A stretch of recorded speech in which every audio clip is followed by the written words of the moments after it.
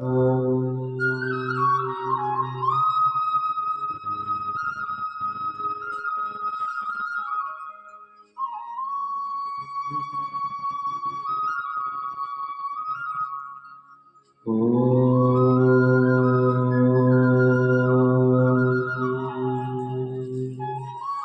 श्रीगणेशाय नमः। श्रीसरस्वत्यै नमः। श्रीमते रामानुजाय नमः। ॐ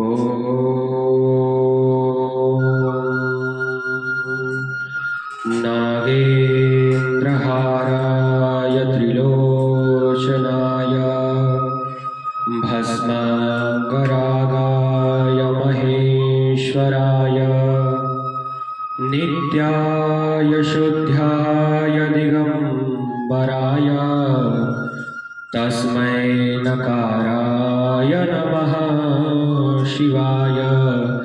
तस्मै नकाराय नमः शिवाय। राधे राधे प्रिय मित्रों, आज हम आपके मध्य में एक बहुत ही अद्भुत प्रसंग लाए हैं। आज हम महाकाल की कथा की चर्चा करेंगे। आज हम उन्हीं के दिव्य कथाओं के बारे में, दिव्य लीलाओं के बारे में जानेंगे, उन्हीं का श्रवण करेंगे। प्रिय मित्रों, हम सब यह जानते हैं कि 12 ज्योतिर्लिंगों में महाकाल एक ज्योतिर्लिंग है, जो कि मध्य प्रदेश के उज्जैन में स्थित है। आज हम उन्हीं महाकाल के बारे में थोड़ा सा जानने का प्रयास करेंगे। हम सब यह जानते हैं कि भगवान शंकर ने महाकाल का रूप क्यों धारण किया था। उन्हें एक दूषण नाम के, वैसे तो भगवान शंकर हर दुष्टों की विनाश करते ही हैं, लेकिन दूषण का विनाश करने के लिए ही भगवान शंकर ने और अपने भक्तों की रक्षा करने के लिए ही उन्होंने महाकाल का रूप धारण किया था। लेकिन इसके पीछे भी एक दिव्य कथा हमें प्राप्त होती है। आज हम उसी कथा के बारे में जानेंगे। आइए हम उस कथा की ओर प्रस्थान करते हैं। प्राचीन काल की बात है। उस समय उज्जैन में एक राजा राज्य करते थे, जिनका नाम था राजा चंद्रसेन। राजा चंद्रसेन बहुत ही परम शिव भक्त थे। एक दिन वह मंदिर में, भगवान शिव के मंदिर में पूजा आराधना कर रहे थे। वह पूजा आराधना में इतने तन्मय हो गए, इतने लीन हो गए कि उनको पता ही नहीं चला कि उनके पीछे से एक बालक गया। उस बालक का नाम था श्रीकरगोप। उस बालक का नाम श्रीकरगोप था। वह उतने भक्ति भाव में लीन हो गए कि उनको स्मरण ही नहीं रहा कि उनके पीछे से भी कोई गया। वह बालक राजा चंद्रसेन के पीछे से जब गया तो उसने राजा के इस दिव्य पूजा को, दिव्य आराधना को देखा। वह बालक अभी मार्ग में ही था। उसके मन में पता नहीं क्या हुआ, उसके मन में यह भक्ति करने की उत्कंठा जाग उठी। जब उसने सोचा कि मैं अभी मार्ग में ही हूँ, तो मुझे भगवान शिव की पूजा करने की इच्छा भी हो रही है, तो क्यों ना मार्ग में से भगवान शिव के पूजा योग्य कुछ सामग्रियां ले चलो। सामग्रियां मतलब जैसे चंदन हो गए, फूल हो गए, और भी बहुत सारे पूजा की सामग्रियां ले चलो। वह बालक बाजार में जाता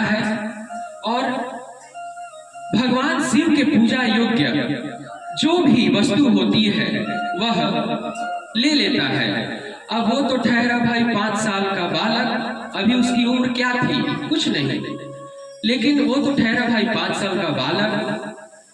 उसके मन में जो भी आया, सिंदूर हो, रौली हो, चंदन हो, अक्षत हो, उसको जो दिख पड़ा सब उठा लिया, सब उसने ले लिया।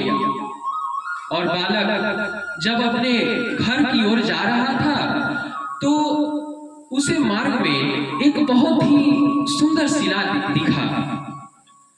उस शिला को उसने देखा, उस शिला पर वह बालक मोहित हो गया, वह गोप बालक उस शिला पर मोहित हो गया और विचार किया कि अभी तो यहाँ से मंदिर बहुत दूर है और मैं मंदिर से बहुत दूर आ गया हूँ और अपने घर जाना चाहता हूँ और यहाँ से मंदिर दूर है, तो एक काम करता हूँ, मंदिर ना जाके इस शिला को ही उठा लेता हूँ और घर में इसको स्थापित करके इसी को शिव रूप में देखकर इसी का पूजा आराधना करूंगा। बालक ने ऐसा सोचकर उस शिला को उठा लिया। बालक रमते झमते अपने घर को पहुंचा, भक्ति में लीन होते हुए ही अपने घर को पहुंचा। वह तो मस्त था क्योंकि आज उसे शिव जी की पूजा आराधना करने का अवसर प्राप्त होगा। बालक अपने घर को आता है और उस शिला को एक जगह पर स्थापित कर देता है और एक बहुत ही सुंदर थाल में अपने शिव के लिए जितनी सामग्रियां उसने जुटाई थी उस थाल में सजा लेता है और बालक बहुत आनंदोचित से बैठ जाता है पूजा करने। और बालक धीरे धीरे करके अपने शिव के भक्ति में लीन हो जाता है। बालक को घर आए बहुत देर हो गया था। माता ने देखा कि यह मेरा ही बालक है ना, आज इतना भक्ति भाव से भगवान शिव को भज रहा है और यह शिला में यह मेरा ही बालक है ना। माता को थोड़ा आश्चर्य हुआ, लेकिन माता ने इस पर कुछ विशेष ध्यान नहीं दिया और यह सोचने लगी कि जब से आया है भक्ति भाव में ही लीन है, अब भूख लगी होगी। तो माता ने गोप बालक को भोजन करने के लिए बुलाया। गोप बालक इतना तन्मय हो गया था उस भक्ति में कि माता जब आवाज लगाई, बालक ओ मेरे पुत्र आओ भोजन कर लो, तो गोप बालक इतना लीन हो गया था कि वह इस ध्वनि को सुन नहीं पाया। माता को लगा कि इसने मेरे ध्वनि को अनदेखा कर दिया, मेरे सवाल का जवाब नहीं दिया। माता इस पर क्रोधित हो गई। अब माता का आचरण तो आप सब जानते ही हैं, अगर पुत्र बात ना माने तो थोड़ा सा क्रोधित हो जाती है। माता का क्रोध आशीर्वाद के समान है, माता का क्रोध ज्यादा नहीं लेना चाहिए। इसके बाद हम अपने कथा की ओर चलते हैं। इसके बाद माता ने क्रोधित होकर उस शिला को उठाया और कुछ दूर ले जाकर फेंक दिया। जब वह शिला वहां से हट गया तब उस बालक का धीरे धीरे ध्यान जो है, भक्ति जो है, कम होने लगा। अक्सर देखा जाता है कि जहां भगवान होते हैं वहीं पर भक्तों का मन लगता है। उस बालक के भक्ति में इतनी शक्ति आ गई थी कि आप विश्वास नहीं करेंगे। वैसे तो जितने भी मंदिरों में मूर्तियां होती हैं, जितने भी शिला होते हैं, वह वेद मंत्रों के द्वारा स्थापित किए जाते हैं, पर उस बालक की भक्ति में इतनी शक्ति आ गई थी कि उस शिला को वेद मंत्र का आवश्यकता ही नहीं पड़ा। शिव जी उसमें खुद आकर स्थापित हो गए थे। कहा जाता है कि भगत के वश में है भगवान, भक्त बिना वो कुछ भी नहीं है, भक्त है उनकी प्राण। भक्त जो है भगवान की प्राण है। आपको मंत्र नहीं आते, अगर आप भक्ति से भाव से भगवान को भजते हैं, भगवान को पुकारते हैं, मंत्र की कोई आवश्यकता नहीं है। भगवान आपके सम्मुख आके खड़े हो जाएंगे। बस आपके स्मरण करने मात्र से। भगवान इतने दयालु हैं। आइए हम अपने कथा की ओर बढ़ते हैं। तो हम कथा में कहां थे? माता ने उस शिला को उठाकर फेंक दिया और गोप बालक का जो ध्यान है धीरे धीरे छिन्न भिन्न होने लगा, यानी धीरे धीरे कम होने लगा। बालक की आंख खुली, उसने नीचे की ओर देखा। जब नीचे की ओर देखा तो पूजा की सामग्री पड़ी है, थाल भी पड़ी है, शिव जी गायब है। तब वह बालक उठा, घर में माता थी, घर में गया, पूछा कि माता, हम यहाँ बैठकर शिव जी की पूजा कर रहे थे, हमने यहाँ एक शिला भी रखी थी, उसे शिव रूप मानकर हम उसकी आराधना कर रहे थे, वह शिला कहाँ गई? माता ने कहा कि मैंने वह शिला उठाकर फेंक दी। बालक ने पूछा क्यों? क्योंकि तूने भोजन किया है? तो बालक ने कहा नहीं, मैंने भोजन तो नहीं किया। तो मैं तुझे भोजन करने के लिए बुला रही थी और तू नहीं आया। तू नहीं आया ठीक है, पर तू मेरे सवाल का जवाब भी तो दे सकता था कि मुझे खाना है, नहीं खाना। तूने मेरा अपमान किया, इसीलिए मैंने उस शिला को उठाकर फेंक दिया। और माता वहां से चली गई। जब बालक ने यह सुना तब बालक बहुत जोर जोर से विलाप करने लगा। हाँ नाथ, हाँ शिव, इस प्रकार विलाप करने लगा, शिव का नाम जपने लगा। और बालक शिव का नाम जपते जपते विलाप करते करते वहीं पे मूर्छित हो गया, अर्थात बेहोश हो गया। जब उसकी मूर्छा टूटी, जब वह होश में आया, तब बालक ने देखा कि उसके सम्मुख एक बहुत ही दिव्य, एक बहुत ही प्रकाशमय मंदिर विद्यमान है, अर्थात खड़ा है। उस मंदिर में 1000 तरह के रत्न जटित थे और उस मंदिर के अंदर एक बहुत ही प्रकाशमान ज्योतिर्लिंग था, जिसको आज हम महाकालेश्वर के नाम से जानते हैं। बालक ने यह सब दृश्य देखा, उसकी भक्ति और भी बढ़ गई, उसके आंखों से प्रेम के आंसू चलने लगे। धीरे धीरे यह बात पूरे उज्जैन में फैल गई। सब उस कारनामे को, उस चमत्कार को देखने आए। सारा उज्जैन आया। उज्जैन में जितने लोग रहते थे वह सब आए। जब यह बात माता को पता चली तब माता भी दौड़ी आई और अपने बालक को प्रेम से गले लगा लिया और वह अपने बालक से क्षमा मांगने लगी, शिव से भी क्षमा मांगने लगी। हे प्रभु, मुझे यह मालूम नहीं था कि आपने इसके ऊपर कृपा की है। आप उस शिला में थे, अगर आप होते, अगर मैं यह जानती तो मैं कदापि ऐसा ना करती। माता इस प्रकार क्षमा प्रार्थना शिव जी से करने लगी। जब यह बात पूरे उज्जैन में फैल गई, अब भाई पूरे उज्जैन में फैल गई तो राजा से वंचित यह बात कैसे रहती? धीरे धीरे करके राजा के पास भी पहुंची यह बात। राजा भी पीछे से आए, इस दृश्य को देखा, उन्हें आश्चर्य हुआ कि यह शिव जी क्या है। मैं इनकी भक्ति करता हूँ, मैं इनकी आराधना करता हूँ, मुझसे बड़ा यहाँ कोई भक्त नहीं है। और कृपा की भी तो किस पर की? एक 5 वर्ष के नन्हे से बालक पर, जिसको भक्ति का मर्म ही नहीं मालूम।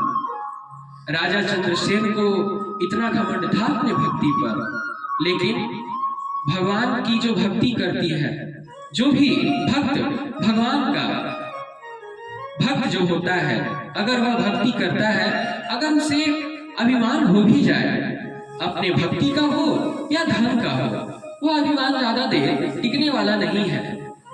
जब इस दृश्य को राजा चंद्रसेन ने देखा तब उनका अभिमान धीरे धीरे करके जाता रहा। इसके बाद राजा चंद्रसेन जब वहां पहुंचे तब उन्होंने क्या देखा कि वहां पर हनुमान जी प्रकट हुए हैं और हनुमान जी सबसे यह कह रहे हैं कि मेरी बात गौर से सुनो, क्योंकि हनुमान जी जो है शिव जी के 11वें रुद्र है और जब शिव जी ने कृपा की तो हनुमान जी का तो आना आवश्यक है। तो हनुमान जी भी आए। क्यों आए? देखिए, अगर आप किसी भगवान को भजते हैं, उनकी भक्ति करते हैं, तो यही नहीं कि वही भगवान खुश होंगे, उनके पीछे पीछे सारे देवता खुश होंगे, आपके भक्ति से प्रसन्न होंगे। ऐसा नहीं है कि हम विष्णु को भज रहे हैं तो हमसे विष्णु ही प्रसन्न होंगे, हम शिव को भज रहे हैं तो हमसे शिव ही प्रसन्न होंगे, हम माता भगवती लक्ष्मी को या किसी अन्य देवी देवताओं को भज रहे हैं तो वही हम पर प्रसन्न होंगे। उनके साथ साथ सारे देवता देवी भी प्रसन्न होंगी, क्योंकि वह तो प्रसन्न होंगे, लेकिन उससे भी ज्यादा जिसको आप भजते हैं उन सभी से ज्यादा आपके इष्ट देव आप पे प्रसन्न होंगे। तो हमें कभी यह नहीं सोचना चाहिए कि हम इनकी पूजा करते हैं तो यही प्रसन्न होंगे, नहीं, सब प्रसन्न होते हैं। और उस गोप बालक के भक्ति से ही भगवान हनुमान भी प्रसन्न हुए और वहां पर प्रकट होके सबसे कहने लगे कि यह बालक जो है अभी 5 वर्ष का है और इसने 5 वर्ष के उम्र में इतनी तीव्र भक्ति को प्राप्त किया है, जिसके भक्ति में इतनी शक्ति है कि जिसके वजह से भगवान शिव को पृथ्वी पर आना पड़ा, वो भी अपने मंदिर सहित। भगवान किसी पर इतना कृपा तब करते हैं जब वह सब कुछ त्याग दे, लेकिन अभी तो यह 5 वर्ष का बालक है, इसने तो कुछ त्यागा भी नहीं और इसे भगवान शिव की भी प्राप्ति हो गई। और हनुमान जी ने आगे कहा कि यह बालक जो है, इस बालक के 8वीं पीढ़ी में एक नंद नामक गोप का जन्म होगा। द्वापर युग में एक नंद नामक गोप का जन्म होगा और इस बालक के 8वीं पीढ़ी में जब वह गोप आएगा तब उसके यहाँ ही भगवान विष्णु के कलावतार भगवान श्री कृष्ण अद्भुत लीलाएं करेंगे। और भगवान हनुमान जी ने उस बालक के भक्ति की बहुत प्रशंसाएं की और प्रशंसा करते करते जय श्री राम कहकर वहीं पे अंतर ध्यान हो गए। जब इस दृश्य को राजा चंद्रसेन ने देखा, उस मंदिर को भी देखा, जब इस दृश्य को और उस मंदिर को राजा चंद्रसेन ने देखा तब उनका अभिमान तो पूरा तरह नष्ट हो गया, उनका अभिमान अब बचा ही नहीं। और राजा चंद्रसेन और वह गोप बालक जिसका नाम था श्रीकर गोप, वह दोनों भगवान शिव की खूब आराधना किए, खूब पूजा किए, उनको हर समय भजा, अपना सर्वस्व जो है, अपना जिंदगी जो है भगवान शिव के नाम अर्पण कर दिया और अंत समय में भगवान शिव के धाम गए, अर्थात शिव धाम को पधार गए। प्रिय भक्तों, यह थी महाकाल ज्योतिर्लिंग के प्राकट्य की कथा। और हम सब यह भी कथा जानते हैं कि उन्होंने दूषण नाम के राक्षस का वध किया और अपने भक्तों की रक्षा की, इसके लिए भी उन्होंने यह अवतार ग्रहण किया। प्रिय भक्तों, आज के लिए इतना ही। ओम नमः शिवाय। राधे राधे।